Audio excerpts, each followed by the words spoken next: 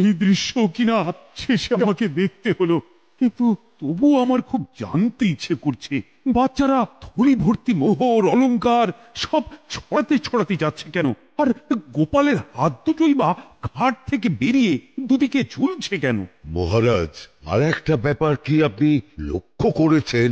কি কি বলো তো? গোপালের দেহ কারা কাঁধে করে নিয়ে যাচ্ছে? হ্যাঁ হ্যাঁ, ওই তো মন্ত্রী, সেনাপতি, জ্যোতিষী আর পণ্ডিত। আসলে গোপালের এই শেষ যাত্রা আমাদের কিছু শিক্ষা দিয়ে যাচ্ছে মহারাজ। এই যে দেখুন, যারা গোপালকে সহ্য করতে পারত না, এখন এখন তাদেরই কাঁধে গোপাল যাচ্ছে।